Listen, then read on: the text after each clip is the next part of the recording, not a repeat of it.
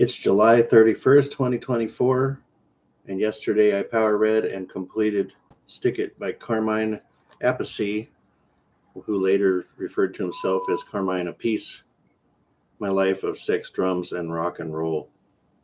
Foreword by Rod Stewart. So I was a big Rod Stewart fan growing up in the 70s and didn't really know the band's members per se.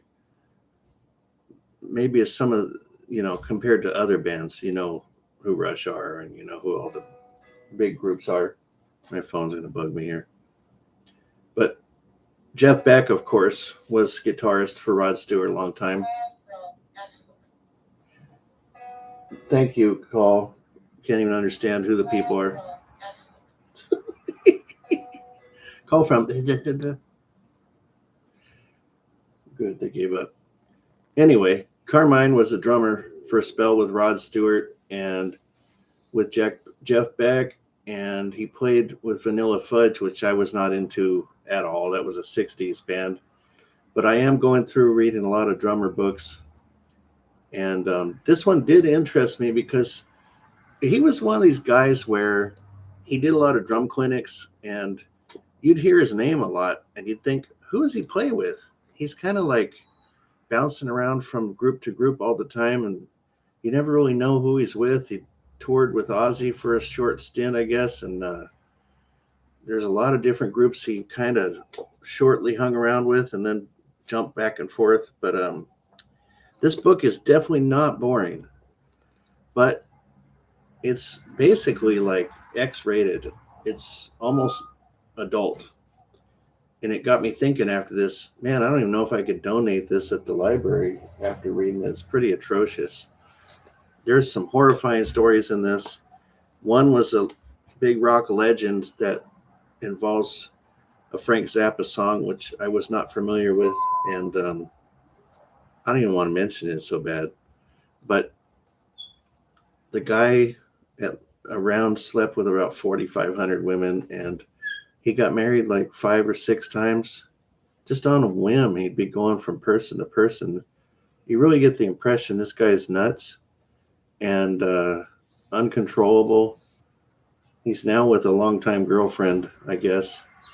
I don't know how she managed to keep him out of trouble, if she does at all. But this guy's a hot mess. It's not boring. So he was on tour with a band along with Led Zeppelin. So that notorious story is in here.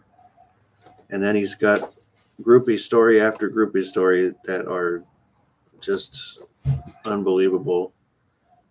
And but I did like the parts about his musical involvements and stuff about Sharon Osbourne kind of screwed him over, and Jeff Beck screwed him over several times. And he had a mafia related manager that was actually good for him. And like I say, this book's not boring, but it's weird. You'll have a hard time putting it down. 235 pages. They're pretty lengthy pages, so it's not like a short book. But I don't know if I could tell anybody it's worth a read. It depends on a lot of things, really. If you're a drummer, let's see, would a drummer per se be interested in this? I guess if you know who he is or know of him, you'd be interested in it. If you're a big fan of some of the groups he's played with, perhaps. He turned down a lot of opportunities for big bands like Whitesnake, and he screwed up a lot in his career. He played with a lot of lesser unknown groups, Blue Murder and stuff like that, but he missed the mainstream a lot of times. Although he had a hit with Rod Stewart that he kind of co-wrote, Do You Think I'm Sexy? It sounded like was the pinnacle of his career. The very first third of this maybe was about Vanilla Fudge more than anything, and I really went back and listened to him, was not impressed, but they made a big deal about this cover they did of You Keep Me Hanging On, and I thought it was pretty bad. It did not sound like the original at all, and I didn't like their impression of it, but apparently is popular in the late 60s. They sure talked about that song that somehow turned him into a powerhouse. A lot of information on Jimi Hendrix in here. That was interesting.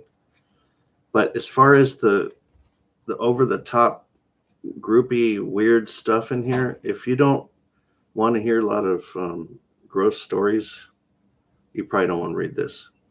Now I have a challenge of figuring out how the hell I'm supposed to get rid of it.